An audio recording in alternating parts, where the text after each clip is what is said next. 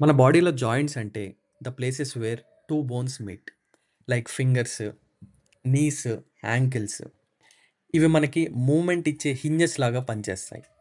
But కొన్నిసార్లు ఈ hinges స్లోగా జామ్ అవడం స్టార్ట్ అవుతాయి. That's where arthritis begins. Arthritis అంటే ఒకటే టైప్ కాదు, టూ టైప్స్ ఉంటాయి. The first type is osteo arthritis.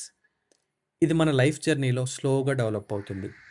జాయింట్స్లో ఉన్న కార్టిలేజ్, సైనోవిల్ ఫ్లూయిడ్ అంటే బోన్స్ని స్మూత్గా చేయడానికి హెల్ప్ చేసే సాఫ్ట్ లేయర్స్ అనమాట. ఇది థిన్ అవ్వడంతో ఫ్రిక్షన్ పెరిగిపోతుంది. Second type is rheumatoid arthritis. ఇది మన ఇమ్యూన్ ఫంక్షన్ యొక్క కన్ఫ్యూజన్. మన ఓన్ బాడీ మన జాయింట్స్ని అటాక్ చేస్తాయి. సో మనకి స్వెల్లింగ్ అండ్ పెయిన్ క్రియేట్ అవుతుంది. ఇది ఎక్కడైనా అవ్వచ్చు, ఫింగర్స్లో అవ్వచ్చు, నీస్లో అవ్వచ్చు అండ్ జాయింట్స్లో అవ్వచ్చు. సో బేసిక్గా బాడీలో ఎక్కడైనా అవ్వచ్చు. బట్ క్వశ్చన్ ఏంటంటే వీటన్నిటికీ రూట్ కాజ్ ఏంటి?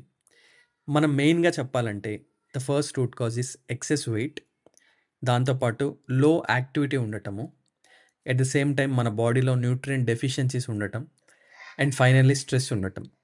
ఇవన్నీ జాయింట్స్ మీద ప్రెషర్ క్రియేట్ చేస్తాయి. కానీ గుడ్ న్యూస్ ఏంటంటే మన బాడీకి సపోర్ట్ ఇస్తే జాయింట్స్ మళ్ళీ ఈజీగా ఫీల్ అవ్వడం స్టార్ట్ అవుతాయి. But it will take some time, at least 6 to 8 months time పడుతుంది if you are already into arthritis.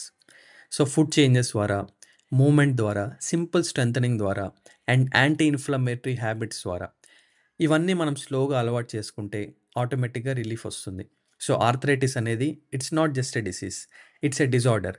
And healthy life స్టైల్తో మనం ఈ ఆర్థరైటిస్ నుంచి బయటపడవచ్చు.